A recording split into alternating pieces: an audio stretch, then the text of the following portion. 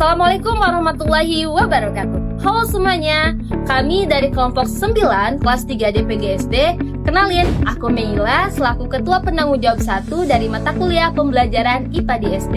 Di video kali ini, kami akan memperlihatkan bagaimana sampah organik dan juga anorganik yang ada di lingkungan sekitar kita bisa diolah menjadi produk yang lebih bermanfaat.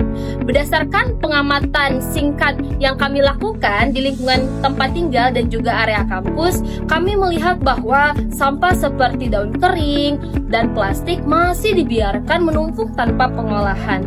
Padahal jika dikelola dengan cara yang tepat, sampah tersebut masih bisa loh memiliki nilai guna. Nah, melalui proyek ini kami ingin menunjukkan proses pengolahan sampah dengan teknologi sederhana yang bisa diterapkan di lingkungan sekitar kita. PJ1 bisa! Di lingkungan sekitar, sampah organik yang paling sering ditemukan adalah daun kering dan sisa tanaman. Sampah ini biasanya hanya dikumpulkan lalu dibuang atau dibakar, tanpa dimanfaatkan lebih lanjut.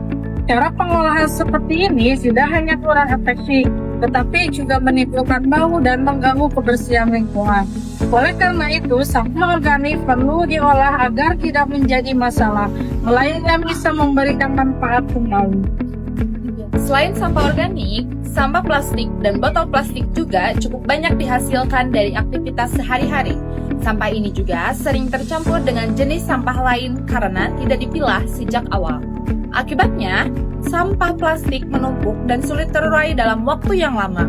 Untuk mengurangi penumpukan tersebut, diperlukan cara pengolahan yang sederhana namun efektif. Nah, sekarang kita masuk ke proses pembuatan kompos dari daun kering. Bahan yang kami gunakan cukup sederhana dan mudah ditemukan, yaitu daun kering, tanah biasa, galon bekas, EM4, gula pasir, dan air.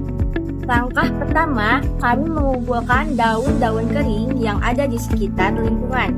Setelah itu, kami menyiapkan larutan aktivator dengan mencampurkan EM4 sebanyak 3 tutup botol dan gula pasir 1 sendok makan, lalu dilarutkan dengan air.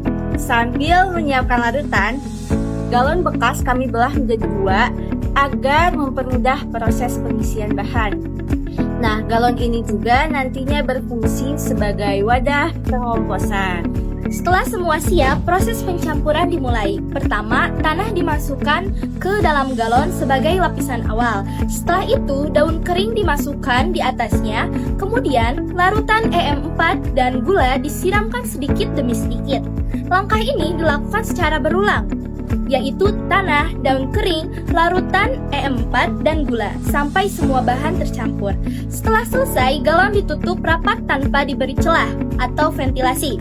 Proses pengomposan ini berlangsung selama kurang lebih 3 minggu. Selama proses tersebut, kompos harus dikontrol secara rutin, yaitu dengan menyiramkan kembali larutan EM4 dan gula setiap 3 hari sekali. Dengan kontrol yang rutin, proses penguraian dapat berjalan dengan baik dan kompos bisa terbentuk secara optimal. Nah, sekarang kita lanjut ke proses pembuatan paving block dari sampah plastik. Bahan dan alat yang kami gunakan yaitu sampah plastik dan botol aqua, wajan, panci, cetakan paving block, pasir yang sudah diayak, serta oli.